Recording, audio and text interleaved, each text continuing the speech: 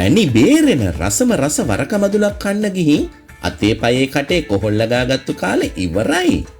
අපි නිෂ්පාදනය කරපු විජලිත වරක වලට විශාල ඉල්ලීමක් තියෙනවා. ඒ වගේම තමයි අපි මේක කිතුල් පැණි එකතු කරලා හදන විජලිත වරක වලට ඊටත් වඩා ඉහළ ගිය විශාලම ඉල්ලීමක් තියෙනවා. මොකද ඒකේ රස තත්ත්වය ඉතාම ඉහළ නිසා. ඒ වගේම ඒක වයස් භේදයකින් තොරව ඕනම කෙනෙකුට රස විඳිය හැකි රෝග ආබාධ වලට බාධාවක් නොවන පැණි රස කැමති රසිකයන්ට හොඳම ආහාරයක් තමයි පැණි එකතු කරන කිතුල් පැණි එකතු කරන ලද විජලිත වරක එක.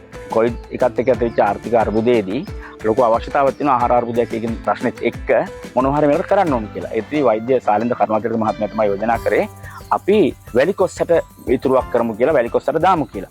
ඒ වෙලාවේ මම කල්පනා කරා මේක තාක්ෂණයත් එක්ක මුසු වෙලා මීට වඩා එහාට යන්න ඕනි කියලා කල්පනා කරලා පුංචි විජලිත මැෂින් එකක් අරගෙන කොස් සහ කොස්සට වේලන්න පටන් ගත්තා. ඒක තමයි ආරම්භය.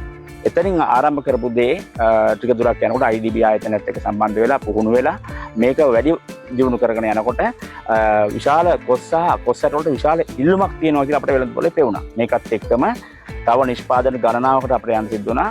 ඒ නිසා මේ තියෙන මැෂින් ප්‍රමාණය මදි වුණා.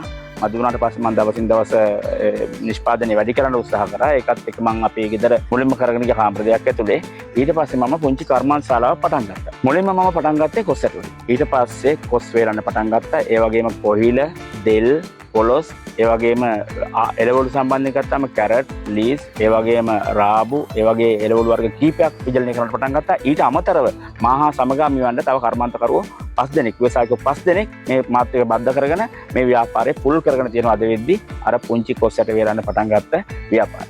දැන් මම මේ වෙනකොට විශේෂයෙන් වැඩිම ඕඩරේ අපි යන්නේ නවසීලන්තේ, ඊගාවට ජෝර්දාන්, ඊගාවට ඕස්ට්‍රේලියා, ඒ වගේම කොරියාවේ කියන රටවල් 4කට මගේ නිෂ්පාදනය යවනවා. මේ වෙනකොට අපිට අලුතෙන්ම තමයි කැනඩා වල ඕඩරයක් අපිට ආවා, UK වල ඕඩරයක් අපිට ආවා. විශේෂයෙන්ම අපි දන්නවා අපේ ගෘහණියන් කියන්නේ ඉතාමත් කාර්යබහුලයි. මේ කාර්යබහුල ගෘහණියන්ට අපි විශේෂ යොමුවක් කරලා තියෙනවා මේ කිරිකොස් මාළු හදනකොට, කොහිල ටික හදනකොට අපි පරි පැකට් එකකුත් එක්ක තමයි මේ පැකට් එක නිර්මාණය කරලා තියෙන්නේ. ස්වභාවික තත්ත්වෙම කොස් මාළුවක් කන්න, කිරිකොස් මාළුවක් කන්න අද, ඒ වගේම අබ කරියක් කන්න, ඒ වගේම කොහිල බැදුමක් ගන්න, ශනිකව ඒ කාර්ය ඉටු කරගන්න. ඒ වගේම විශේෂයෙන්ම මතක් කරන්න ඕන කාරණේ තමයි මේ කිසිම ආහාරයකට වසවිස, කල්තබා ගැනීමේ ද්‍රව්‍ය, ඒ වගේම රසායනික ද්‍රව්‍ය මේ කිසිවක් යොමු කරලා නැහැ. ඊටාම ස්වභාවික ගුණාත්මක පරිදි ගුණාත්මකත්වයට රැකෙන පරිදි තමයි අපි මේ ආහාර නිෂ්පාදනය කරලා තියෙන්නේ.